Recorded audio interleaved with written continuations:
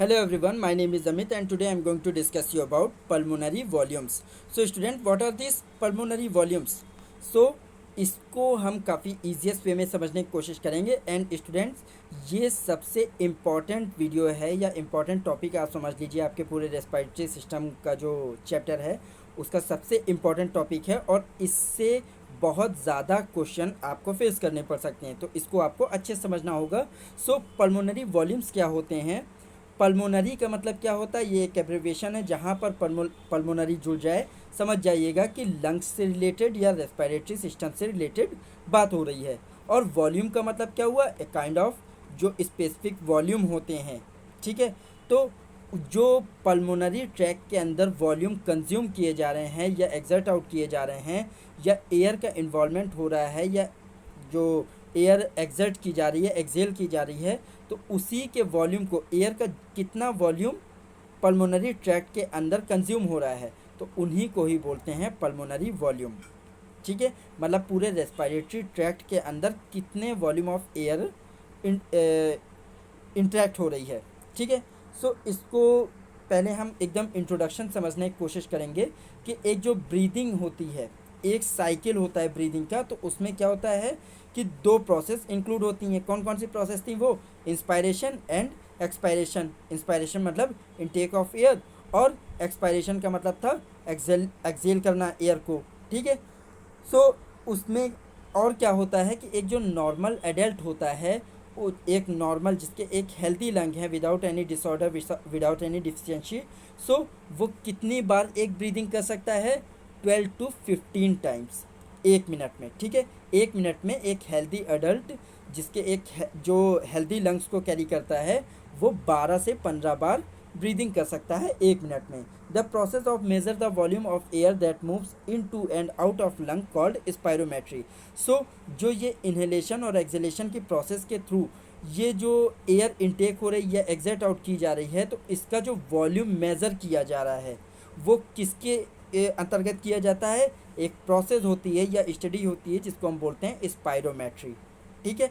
तो इस स्पायरोमेट्री में क्या होता है? एक स्पेसिफिक सा इंस्ट्रूमेंट होता है जो ये एयर का जो वॉल्यूम है उसको मेज़र करने के लिए स्पेशली तौर पे यूज़ किया जाता है। इस इंस्ट्रूमेंट का नाम क्या होता है? स्पायरोमीटर, ठीक है। तो ये वॉल्यूम ऑफ एयर को स्टडी करने के लिए जो प्रोसेस की जा रही है उसको बोलते हैं स्पायरोमेट्री। और इस स्पायरोमेट्री में एक इंस्ट्रूमेंट स्पेसिफिकली यूज़ किया जाता है जिसको बोलते हैं स्पायरोमीटर, ठीक है। Volume pulmonary volumes are also known as respiratory volumes.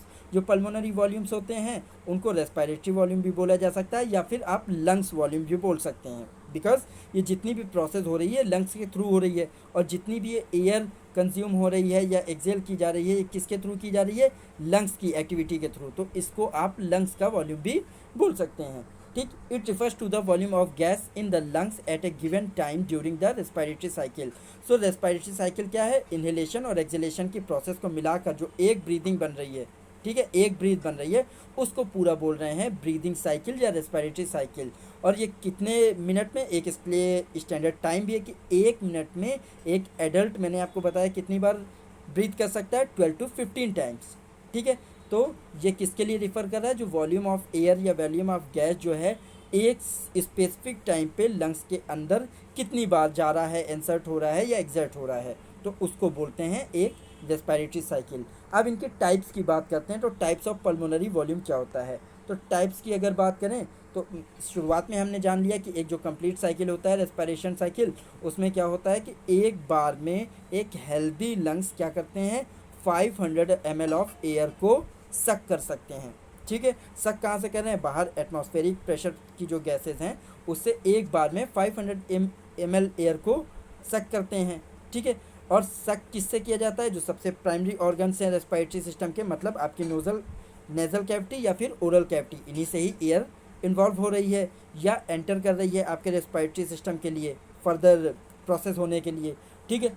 But इसमें एक और क्या होता है कि some amount of air is stuck in the respiratory passages. अब जब 500 ml एयर को सक किया गया तो क्या होता है कि पूरी की पूरी एयर लंग्स में नहीं पहुंचती है, बिकॉज कहाँ से? क्योंकि लंग्स के ऊपर हमने कई सारे पार्ट्स पढ़े हैं, प्रीवियस वीडियो में जो हम लोग ने ऑर्गन्स के बारे में स्टडी किए, पूरे रेस्पिरेटरी सिस्टम में जितने भी ऑर्गन्स होते हैं सभी एक साथ अपनी एक्टिविटी परफॉर्म करते हैं और ये एयर का इनटेक करते हैं। ठीक, तो एक बार में कितनी एयर कंज्यूम की जा रही है या सक की जा रही है लंग्स के थ्रू? 500 ml air. बट क्या है कि 500 ml एयर पूरी की पूरी लंग्स के अंदर नहीं पहुंचती है। कुछ एयर, कुछ पार्ट होता है, some amount of air is stuck in the respiratory passages. अब रेस्पिरेटरी पैसेजेस क्या हैं? आपके नेसल कैविटी से लेके और जहाँ पर लंग्स स्टार्ट हो रहे हैं, तो इनके बीच में जो एक पाथवे बन रहा है, एक पैसेज वे बन रहा है, उसको क्या बोल रहे हैं? Respiratory passages. तो इनके बीच में भी एक तो ये काफ़ी कॉम्प्लिकेटेड स्ट्रक्चर होते हैं। ठीक, आपने ट्रैकिया का स्ट्रक्चर देखा होगा कि अंदर से काफ़ी म्यूकोसल लाइनिंग्स होती हैं, कई सारे कॉम्प्लेक्स होते हैं इनके स्ट्रक्चर में। तो क्या होता है, एयर उन कॉम्प्लेक्स स्ट्रक्चर के बीच में कुछ पॉकेट्स टाइप के होते हैं, जैसे मान लीजिए कॉम्प्लिकेटेड स्ट्रक्चर है तो उनके बीच में एयर थोड़ा सा स्टक हो जाती है। ठीक है, अब कितनी एयर स्टक होती है? तो अगर आप ऐसे सपोज कर लीजिए कि अगर 500 ml कंज्यूम एक बार में सक की गई तो क्या होता है, केवल 350 ml एयर ही लंग्स तक पहुंचती है। ठीक है, और बाकी की जो 150 ml एयर होती है, ये पूरा जो रेस्पिरेटरी पैसेजेस हैं इनके बीच में कहीं ना कहीं फंसी रह जाती है, स्टक रह जाती है। ठीक है, तो उस प्लेस को जहाँ पर वो एयर फंस रही है या स्टक हो रही है, तो उस एरिया को बोलते हैं, पूरे रेस्पिरेटरी पैसेजेस में जहाँ जहाँ एयर इंटरप्ट हो रही है, जहाँ पर एयर रुक रही है, तो उस एरिया को बोलते हैं डेड स्पेस। ओके, सो इसको कंटिन्यू करते हैं। It means only 1/3 part of oxygen it reaches in the oxygen and rest of this amount is stuck in the respiratory passage वे। मतलब क्या है, जो जितनी भी पूरी एयर सक की गई उसमें क्या होता है, केवल 1/3 of oxygen is reaches in the lungs. ठीक है, जो 1/3 पार्ट होता है ऑक्सीजन का वही केवल लंग्स तक पहुंचता है, बाकी का जो अमाउंट होता है वो स्टक हो जाता है आपके रेस्पिरेटरी ट्रैक्ट में या पैसेज वे में। ठीक है, those area of respiratory passage way which stucks the amount of air in its cavity called dead space. अब ये जो पूरा रेस्पिरेटरी ट्रैक्ट होता है क्या होता है, हॉलो ट्यूब टाइप के स्ट्रक्चर होते हैं, तो इनमें कई सारे कॉम्प्लेक्स स्ट्रक्चर हैं, मैंने अभी थोड़ी देर पहले आपको बताया। तो उसमें जो एयर फंस रही है या स्टक हो रही है, तो जिस एरिया पे स्टक हो रही है, ठीक है, उस एरिया को क्या बोल रहे हैं, डेड स्पेस। क्लियर? अब कंटिन्यू करते हैं। देखिए एक स्ट्रक्चर भी मैंने इसमें दिया हुआ है, स्ट्रक्चर के थ्रू आप और अच्छे से समझ सकेंगे कि कहाँ पर एयर जो है वो स्टक होती है। मान लीजिए ये नेज़ल कैविटी है, सबसे प्राइमरी ऑर्गन, जहाँ से एयर जो है एंटर हो रही है। अब क्या हुआ कि थोड़ी एयर यहाँ पर आई, कुछ मॉलिक्यूल यहाँ पर आए, ट्रैकिया है, लैरिंग्स है, फेरिंग्स है। तो यहाँ पर क्या है, जो ट्रैकिया होती है उसका स्ट्रक्चर कैसा था, ऐसे सी शेप कार्टिलेज जुड़े हुए थे। अब एयर यहाँ से आई तो कॉर्नर में एजेस जो हैं, ये जो हैं, ठीक है, ये वाला एरिया जहाँ पर सी शेप कार्टिलेज आपस में अपनी एज फॉर्म कर रहे हैं, तो एयर जब यहाँ से आई तो यहाँ पर थोड़ी सी फंस गई, फिर यहाँ पर थोड़ी सी स्टक हो गई। इस तरह से कई सारे रिंग्स होते हैं, उसमें थोड़ी थोड़ी फंसती जाती है। तो अप्रॉक्सीमेटली 350 या 1/3 पार्ट ऑफ ऑक्सीजन ही केवल लंग्स में पहुंच पाता है। ठीक है, क्योंकि ट्रैकिया जब हमने पढ़ा था तो उसमें क्या पढ़ा था कि कई सारे ब्रांच स्ट्रक्चर होते हैं। ब्रांच स्ट्रक्चर के अंदर कुछ सब डिविजन्स और होती हैं, bronchiole, terminal bronchiole, respiratory bronchiole. तो इन सब में एयर ट्रेवल करते हुए लास्टली एकदम एल्वियोली तक पहुंचती है। ठीक है, तो क्या होता है, जहाँ जहाँ पहुंचती है वहाँ वहाँ थोड़ा सा एयर का इंटरप्शन होता जाता है। ठीक है, तो इससे जो ये स्पेसेस हैं जहाँ पर एयर का इंटरप्शन हो रहा है या एयर स्टक हो रही है, तो इसी को बोलते हैं dead space. Okay, so I hope आप डेड स्पेस समझ गए होंगे। हमने ये डायग्राम से समझने की अच्छे से कोशिश की है, तो डेड स्पेस आप अच्छे से समझ सके होंगे, आई होप। सो अब कंटिन्यू करते हैं वॉल्यूम्स के बारे में। ठीक है, कि क्या क्या वॉल्यूम्स होते हैं। तो सबसे पहला वॉल्यूम कौन सा होता है, टाइडल वॉल्यूम। इसको शॉर्ट एब्रिवेट कैसे करते हैं, टीडी से। ठीक है, तो ये क्या होता है, टाइडल वॉल्यूम एक सिंपल सी डेफिनेशन है, it is the amount of air that can be inhaled और exhaled during one respiratory cycle. So मैंने आपको बताया कि जो एक रेस्पिरेटरी साइकिल होता है उसमें एक बार में 500 ml एयर को कंज्यूम किया जा सकता है, या एक बार में 500 ml को ही सक किया जा सकता है। ठीक है, तो एक रेस्पिरेटरी साइकिल में जितने अमाउंट ऑफ एयर को इनहेल या एक्सहेल किया गया है, तो उस वॉल्यूम को, उस अमाउंट ऑफ एयर को क्या बोलते हैं, टाइडल वॉल्यूम। ठीक है, टाइडल वॉल्यूम, इसकी एक दूसरी भी डेफिनेशन है, volume of air inspired and expired during a normal respiration. Mean एक जो नॉर्मल अडल्ट होता है हेल्दी लंग्स वाला, तो वो एक बार में 500 ml ही एयर को सक कर सकता है, स्टैंडर्ड जो एक लिमिट होती है। ठीक है, तो एक रेस्पिरेटरी साइकिल में जितनी एयर कंज्यूम की गई है उसके वॉल्यूम को, एयर के वॉल्यूम को क्या बोल रहे हैं, टाइडल वॉल्यूम। इसको कैसे एब्रीवेट करते हैं, टीडी से। तो ये यूजली कितनी होती है, स्टैंडर्ड लिमिट इसकी कितनी है, 500 ml in a normal adult. ठीक है, दूसरा कौन सा वॉल्यूम होता है, इंस्पायरेटरी रिजर्व वॉल्यूम। अब क्या होता है, कभी कभी जो योगा वाले स्टूडेंट्स होते हैं या जो लोग योगा करते हैं, तो वो लोग डीप ब्रीदिंग करते हैं। ठीक है, तो डीप ब्रीदिंग करते हैं, इट मीन्स क्या है कि लंग्स के ऊपर एक्स्ट्रा एफर्ट या एक फोर्स जनरेट करके जो एयर है उसको ज़्यादा कंज्यूम करने की कोशिश की जा रही है या ज़्यादा सक करने की कोशिश की जा रही है। तो फोर्सफुली जो एयर को सक किया जा रहा है उसको क्या बोलते हैं, इंस्पायरेटरी रिजर्व वॉल्यूम। और इसको एब्रीवेट कैसे करते हैं, IRV से। ठीक है, तो इसकी डेफिनेशन भी देख लेते हैं, एक सिंपल सी डेफिनेशन है, it is the amount of air inspired forcefully after inspiration of normal tidal volume. तो नॉर्मल टाइडल वॉल्यूम जो था 500 ml, उसके अलावा जो एक फोर्स जनरेट करके, जैसे डीप ब्रीदिंग में होता है, एक फोर्स जनरेट करके एक लॉन्ग ब्रीथ सक की गई, तो उसको क्या बोलेंगे, IRV या फिर इंस्पायरेटरी रिजर्व वॉल्यूम।